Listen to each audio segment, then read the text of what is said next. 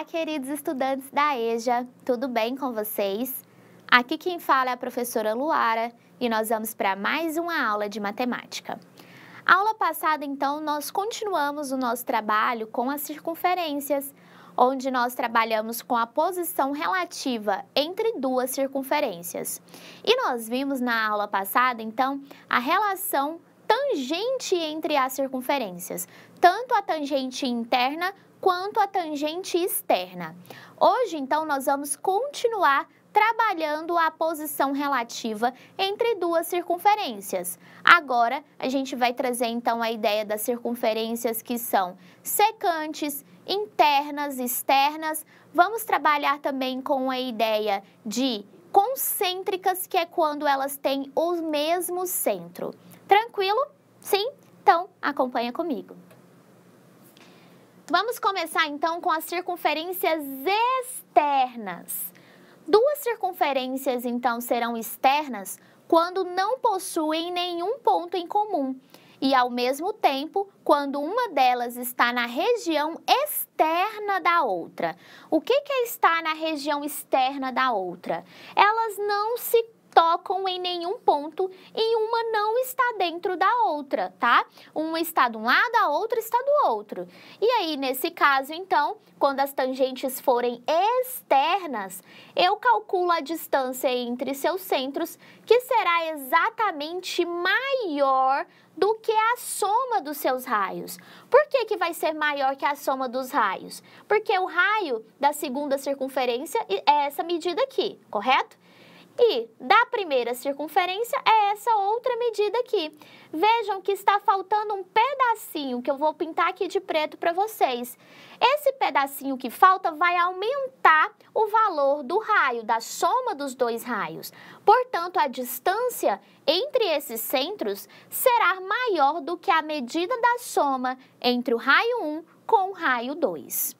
Tranquilo? Então, esse vai ser o caso das nossas circunferências quando elas forem externas. Quando as circunferências forem externas, então a distância entre os seus centros será maior do que a soma dos seus dois raios. Fechou? Compreendeu? Então, vamos continuar entendendo mais posições relativas entre duas circunferências. Vamos agora para as circunferências que são secantes.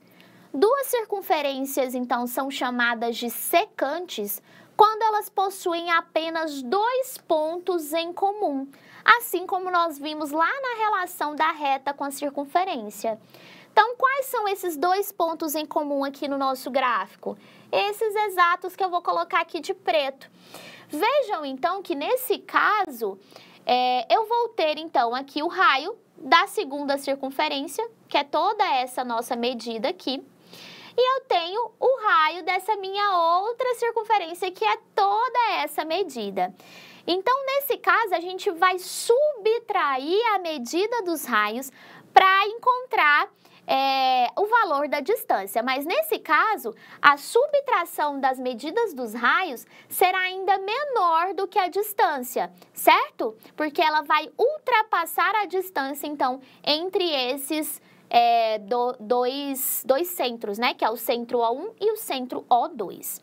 E ele vai estar entre quê, né? Eu coloquei exatamente entre um intervalo aí para vocês. Está entre o intervalo, então, da subtração dos raios e da adição entre os raios. Então, é o número que está entre a medida da subtração e a medida da adição dos dois raios dessa nossa circunferência.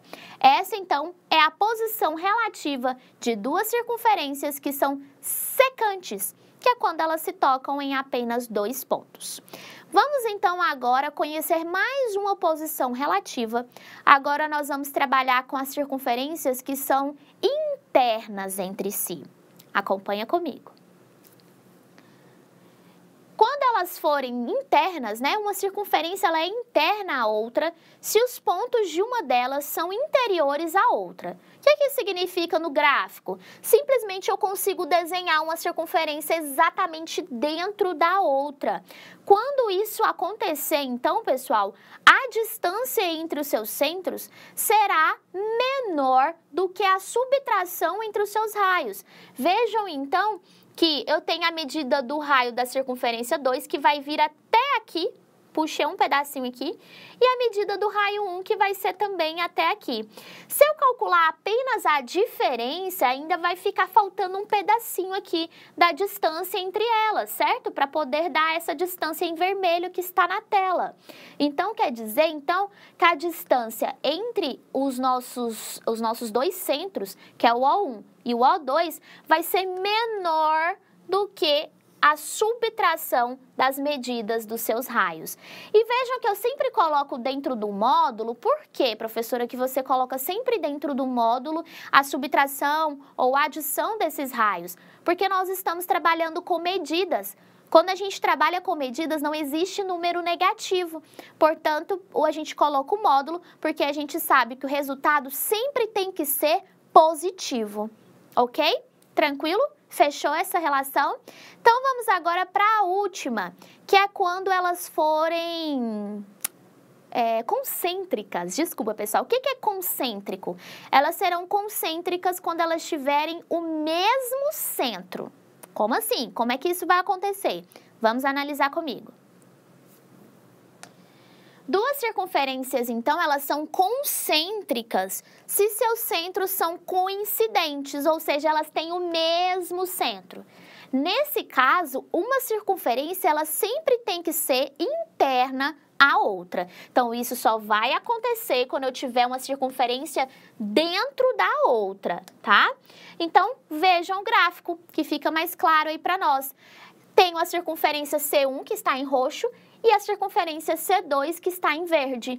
Elas têm o mesmo centro, ou seja, o centro O2, ele coincide com o centro O1. Eles são iguais.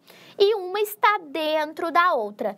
Quando isso acontece, então, a distância entre os seus centros será exatamente igual a zero. Como assim igual a zero? Porque não existe uma distância entre os centros, porque eles são a mesma coisa. Eles são, então, coincidentes. É por isso, então, que a distância entre os seus centros sempre será igual a zero. Tranquilo? Então, vamos agora aplicar tudo isso que a gente viu em alguns exemplos, né? Onde que a gente vai utilizar todas essas relações das nossas circunferências, essa ideia de raio, de diâmetro. Então, eu trouxe para vocês dois exemplos para a gente colocar aí em prática o que nós aprendemos. Acompanha comigo. Trouxe, então, o exemplo de número 1, que diz o seguinte: dê a posição de duas circunferências de raios R, minúsculo, e R, maiúsculo, sendo D a distância entre seus centros nos casos abaixo.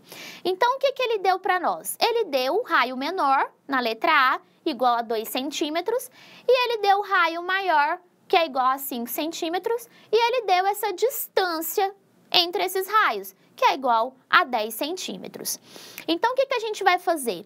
Vamos calcular a soma desses raios, que seria nada mais do que 2 mais 5, que seria igual a 7.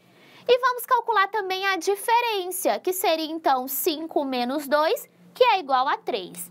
A distância dos centros é maior do que a soma dos raios.